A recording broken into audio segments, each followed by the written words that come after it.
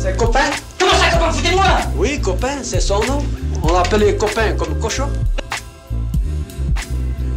Mais bouffez-le, moi je sais pas vous dire, moi bouffez-le! Allez hop, mademoiselle, tu leur pousses un rap du balai qui bouffe leur cochon, vous avez entendu? Bouffez-le! Salut à tous, c'est l'écran fou et aujourd'hui on va revenir sur Nope. Alors oui, si vous suivez ma chaîne, vous me direz que j'ai déjà fait une review, sauf que là, en fait, il s'agira d'une vidéo de décortication du film pour en comprendre les diverses thématiques, parce que, bah ouais, j'ai eu affaire à des personnes autour de moi, ou même sur les réseaux sociaux, qui avouaient ne pas avoir cerné toutes les pistes pour apprécier comme il se doit le film. Alors, petite précision, qui dit décortication dit qu'on va spoiler comme des gros bâtards. Donc, si vous n'avez pas vu le film, je vous recommande de vous contenter de ma review, dont vous pourrez retrouver le lien dans la description. Par ailleurs, pensez à vous abonner à la chaîne via l'onglet en dessous de la vidéo, et une fois le film vu, vous pourrez revenir sur cette vidéo d'explication. Je rajouterai également que le film a de multiples niveaux de lecture, et que les explications que je vais donner sont une interprétation possible, parmi d'autres. Donc, je vous en prie, ne vous offusquez pas si ça ne reflète pas ce que vous avez vu, ou s'il y a quelque chose que je n'ai pas vu, j'aurais peut-être pas forcément cerné toutes les subtilités du film. Donc c'est bon, vous êtes prêts? On est parti!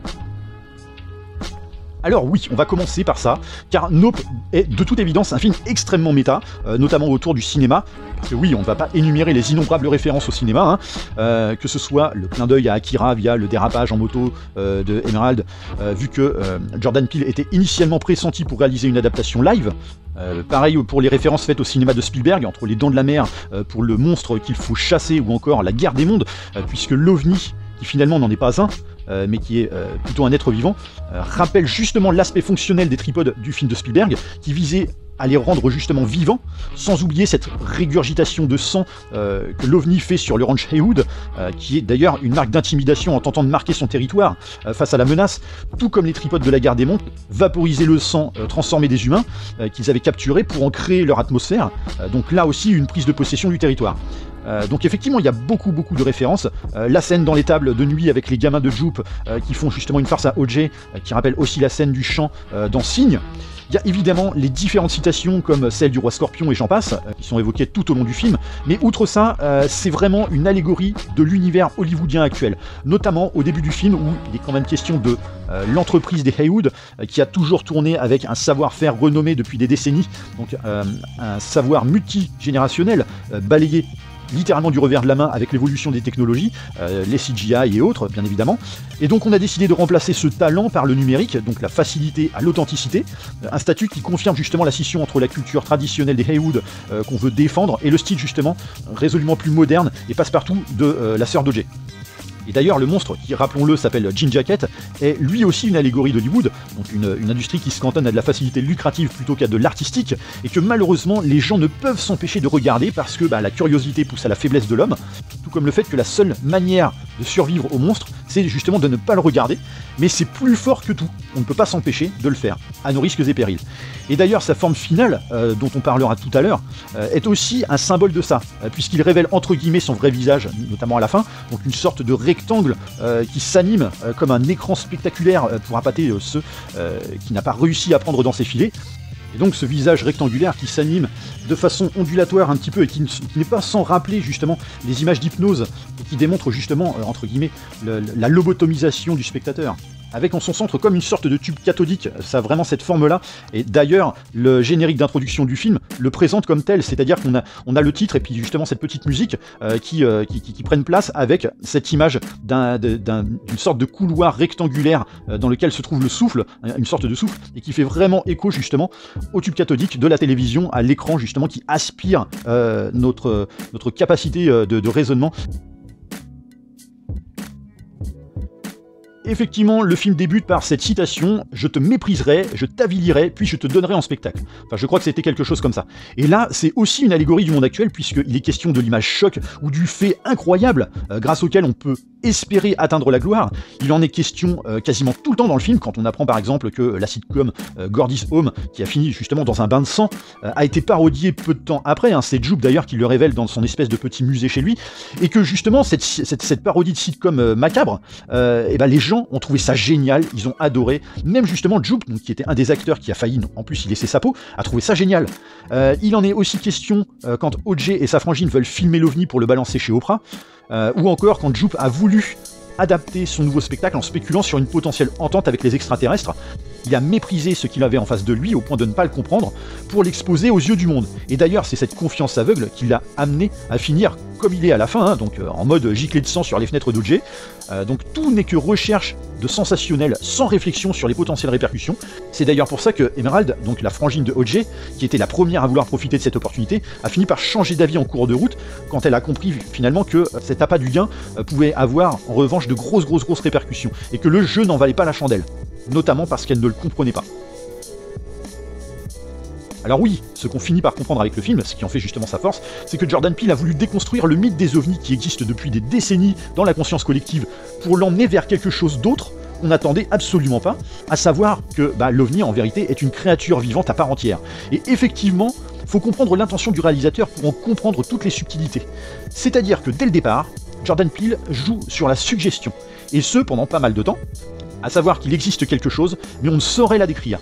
Et en vrai, c'est là qu'on voit les inspirations de Jordan Peele et les choses qui le passionnent, puisque oui, Jean Jacket, c'est en vérité une énorme référence aux monstres autour desquels Howard Philip Lovecraft a bâti des mythes à travers ses romans, pendant des décennies. Et pour rappel, Jordan Peele avait déjà produit la série Lovecraft Country, même si malheureusement, outre le nom, la scène d'introduction et quelques petites références ça et là, mais vraiment très légères, elle n'avait pas grand-chose à voir avec l'œuvre de l'écrivain, cette série. Donc, pour Jordan Peele, c'était un peu un rendez-vous manqué qu'il comble vraiment ici. Et en vérité, tout concorde, puisque les monstres qu'avait créé Lovecraft, qui sont sortis de son imaginaire, sont souvent des créatures indescriptibles, que nous n'avons jamais vues, et dont l'apparence fait appel justement là aussi à la suggestion. Et par ailleurs, dont nous n'avons aucune certitude des origines réelles. Et ici, on est en plein dedans, dans le sens où, lorsqu'on découvre qu'en réalité, il s'agit d'une créature vivante titanesque, dont la nature ne nous donne finalement aucune réponse sur ses origines, là aussi. Donc, dans l'allure, on découvre que d'un aspect de soucoupe volante, il se transforme à la fin en une chose assez étrange qui dépasse l'entendement, une sorte de méduse ou de pieuvre qui rappelle un petit peu le monstre de Cthulhu, et donc un changement physique qui s'explique dans le sens où, avant, il était en chasse, mais que là, à la fin, il sent qu'il est vraiment menacé, et donc il s'adapte, parce que oui, quand il a affaire au groupe d'OJ, eux, ils ont un plan justement pour l'attaquer, donc là, il ressent véritablement une menace. Et comme beaucoup d'animaux sur Terre, qui ont su créer de redoutables mécanismes ou de réflexes de défense, et donc Jean Jacket en fait de même avec cette transformation.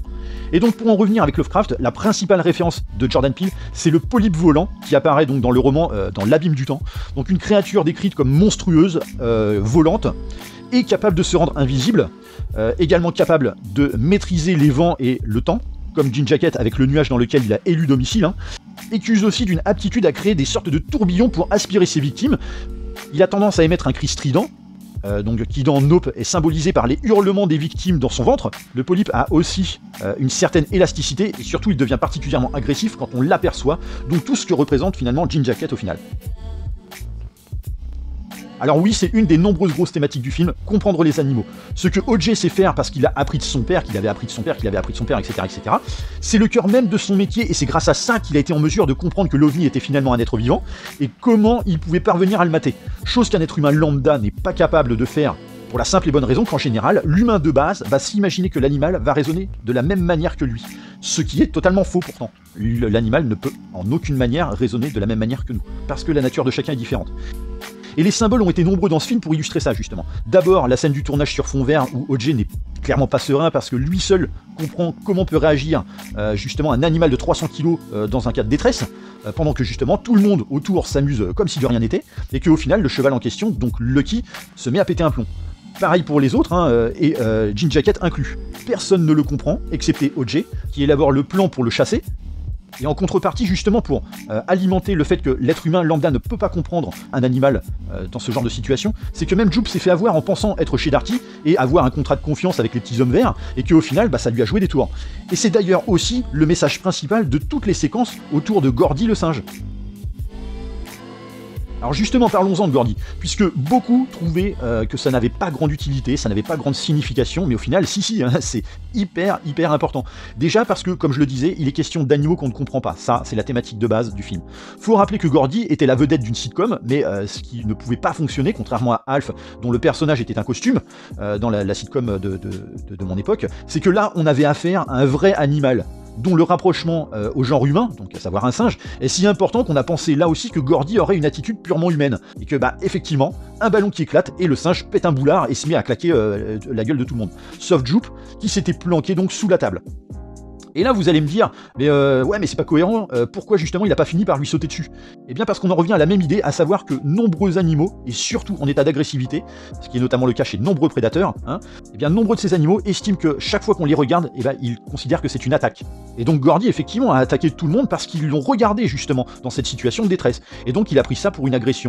Donc forcément, il les a attaqués. Sauf que, pour le cas de Jupe, en fait, il l'aperçoit. Jupe, lui, il le regarde aussi. Mais sauf que deux choses font que Gordy ne peut pas le prendre pour une agression. La première, c'est qu'il y a la chute de la nappe qui empêche les deux de se voir clairement dans les yeux. Donc effectivement, ils identifient leur corps, mais pas leur visage, pas leurs yeux. Et ensuite, parce que l'attention de Jupe s'est trop focalisée sur un phénomène inexplicable et qu'il a probablement sauvé, à savoir la chaussure qui tient toute seule. Eh oui, voilà, cette fameuse énigme de la chaussure en lévitation. Celle-là, elle est costaud. Hein. J'ai hésité justement à donner un autre nom à cette partie, plutôt qu'une chaussure nommée Copperfield. Mais peut-être que justement, cet autre titre que j'aurais pu donner, ça va un peu plus vous éclairer. Je l'aurais appelé les mauvais miracles. Donc pourquoi? Parce que justement ils sont régulièrement évoqués à plusieurs reprises dans le film. Hein. Donc notion d'un phénomène inexplicable mais n'ayant finalement aucune conséquence positive. C'était le cas du décès du père d'O.J. C'est d'ailleurs suite à ça que O.J. use de ce terme. Pareil pour toutes les personnes présentes au nouveau spectacle de Jupe qui était vendu comme un fait miraculeux par le patron des lieux, mais qui va vite tourner à l'horreur. Jean Jacket, idem, c'est en soi un mauvais miracle, puisque c'est quelque chose finalement que l'on n'explique pas, mais qui n'a rien de positif en soi. Et puis il y a la fameuse scène de la chaussure qui tient debout toute seule, sans raison apparente, qui l'est aussi, inexplicable et sans répercussion positive, et justement, c'est là tout l'intérêt de ne pas révéler le secret de cette chaussure de la part de Jordan Peele, le fait qu'il est censé être inexplicable, plutôt que d'essayer de... Là où justement, tout le monde cherche une explication, oui mais peut-être que si on l'avait pris sous un autre angle, on aurait vu qu'il y avait quelque chose qui permettait à la chaussure de tenir ou quoi que ce soit. J'ai même entendu des personnes dire que si la chaussure tenait debout toute seule, et que notamment le singe Gordy avait pété un plomb, c'était à cause de la présence des extraterrestres. Que nenni, ça n'a strictement rien à voir. C'est que là, en fait, Jordan Peele se sert du concept de mauvais miracle, se sert du concept de miracle, une situation inexplicable. Et là, effectivement, comme je le disais, c'est là son coup de génie, c'est qu'on a cette chaussure qui tient debout toute seule, et c'est inexplicable.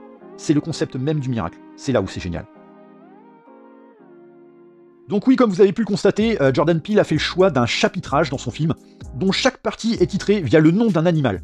Et donc non, ne cherchez pas de quelconque lien entre les différents noms, vous pourrez retourner le truc dans tous les sens, il n'y en a pas. Non, le lien, il est autre que des noms, il réside dans la nature de ceux qui les portent, à savoir des animaux. Eh oui. Et donc que chaque animal va avoir un lien dans l'évolution de l'intrigue, que ce soit de près ou de loin. On a donc pour les chevaux Lucky, Ghost, Clover, on a également Gordy et forcément Jean Jacket, qui est donc considéré lui aussi comme une bestiole. Et surtout, ils ont tous un point commun, qui avait déjà été un petit peu évoqué tout à l'heure dans les différents paragraphes, puisqu'on revient toujours sur le même principe, à savoir qu'ils sont montrés ou racontés comme des créatures qui peuvent être imprévisibles si elles se sentent menacées et incomprises. Et chaque chapitre fait état de ça pour chaque animal. Alors oui, parlons un petit peu du cas de Huntler's Host. Alors rappelez-vous, c'était le directeur photo joué par Michael Wincott, qui a décidé de participer à la fiesta, enfin façon de parler, si on peut vraiment appeler ça une fiesta, puisqu'il est lui-même à la recherche du cliché ultime qui peut le révéler au monde, celui que tout le monde recherche au final. Et à un moment, il le dit lui-même, l'impossible ne se filme pas, sauf au prix du sacrifice. Alors, je sais plus, je crois que c'est ça, ou un truc du genre, mais ça voulait à peu près dire la même chose. Et ça va de pair avec ce qu'on découvre de lui quand il passe finalement son temps à visualiser des films d'animaux en train de s'entretuer, ou de gros plans d'yeux de prédateurs. Le mec veut pouvoir faire mieux, et là, quand il comprend ce qui se trame, forcément pour lui c'est l'occasion parfaite quoi. Donc filmer à la pellicule et en manuel, là où justement le numérique ne fonctionnerait pas, donc en plus c'est un énième pied de nez fait à l'industrie hollywoodienne, puisque en plus capturer l'image de Jean Jacket sur pellicule c'est plus d'authenticité qu'une version numérique qui serait retouchée dans la seconde qui suit, au point qu'on n'y croirait plus au bout de 5 minutes. Et donc oui, Huntler's Host décide finalement de se poster au plus près du danger, donc au plus près de Jean Jacket. Et pourquoi? Parce qu'il sait qu'en fait la seule manière d'offrir le meilleur cliché possible, l'impossible, c'est en respectant son propre précepte, à savoir que l'impossible requiert le sacrifice. Et donc effectivement, il va jusque-là, jusqu'à y laisser sa vie pour pouvoir obtenir le truc par excellence. Et également, finalement, le voir autrement que par une pellicule, le voir de ses propres yeux lui-même. Sachant bien évidemment que la caméra et la bobine seront recrachées par Jean Jacket, puisque, rappelez-vous, dans le film, il recrache tout ce qui n'est pas organique, tout ce qui ne peut pas digérer, donc la caméra et la bobine en feront forcément partie. Et donc, Par ce biais, Endless Host offrira donc le cliché ultime qui le laissera dans l'histoire. Eh ouais, mort ou pas mort, telle est la question. Hein. Et là, on peut dire que c'est au bon vouloir du spectateur, puisque deux interprétations sont envisageables. La première, OJ a survécu. Après tout, quand Emerald a décidé d'attaquer Jean Jacket, les dernières secondes d'affrontement entre OJ et le monstre se font hors champ, et donc ça semble suggérer. Mais comme l'intention du monstre va vite être réorientée par le ballon énorme à l'effigie de Jupe, qui fait face justement à Jean Jacket, il est tout à fait plausible qu'il ait vu en l'objet gonflable qu'il fixe du regard une proie encore plus grosse et laisser tomber finalement OJ. OJ qui revient donc à la fin sur le dos de son cheval qui, je le rappelle, se nomme Lucky. Je vous fais une traduction? Non? C'est bon? Ok. Ou alors on peut carrément dire que finalement c'est le savoir-faire d'OJ à comprendre les créatures imprévisibles qui lui ont permis de s'en sortir, donc un secret familial dont on ignorera tout, car nous autres ne pouvons le comprendre, comme l'a toujours explicité le film. Ou alors, deuxième cas de figure, OJ est mort et l'image que voit Emerald est clairement en fait un écho à l'héritage de la famille Heywood. Rappelez-vous au début, on nous expliquait que la toute première vidéo tournée était celle d'un homme noir sur un cheval, l'homme étant justement un ancêtre de la famille Heywood, et qu'on nous explique au final que tout le monde connaît cette image mythique, mais personne ne se rappelle de celui qui est sur la pellicule, donc le monteur du cheval, excepté ceux qui l'ont connu lui-même ou l'ont vu.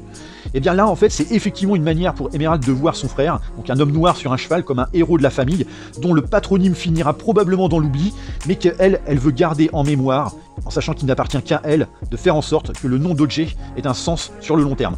Donc voilà, c'est vraiment une fin qui requiert une interprétation l'une ou l'autre, mais effectivement par les pistes qui ont été lancées ça et là justement dans le film, elles permettent d'alimenter soit l'idée que OJ est mort, soit le contraire, à savoir qu'il a survécu. Ouais, alors bon, là, c'est pas vraiment une explication en soi, mais il y a ce petit parallèle que je trouve assez génial, qui laisse à penser que finalement, quelles que soient les circonstances, si on gagne, c'est grâce à lui. Alors rappelons-le, dans la séquence de Gordy's Home, c'est grâce au fait que justement, il détourne l'attention du singe, qui permet aux acteurs de ne pas finir morts sous ses coups, et que finalement, le singe se fasse descendre par les forces de l'ordre. Et à la fin du film, c'est lui, ou plutôt le ballon énorme à son image, qui tue le monstre. Donc les deux séquences dans justement un symbole de coolitude, puisque la première c'est en faisant un check au singe, et la seconde c'est en faisant un clin d'œil. Voilà, donc c'était juste une petite évocation que je voulais faire pour rappeler ce petit parallèle. Voilà, je vais m'arrêter là. Il y aurait tellement à dire sur ce film, sur les différentes explications. Il y a tellement de sous-textes, de petits indices et tout. C'est d'une richesse ahurissante ce film. En fait, c'est tellement riche que justement, on n'arrive pas à le voir tout de suite. Donc c'est pour ça, quand vous faites votre propre opinion au début, laissez le temps au film de se reposer de manière justement à ce que vous voyez les différentes pistes. Mais voilà, je ne vais pas continuer davantage parce que sinon la vidéo durerait 2 fois plus de temps.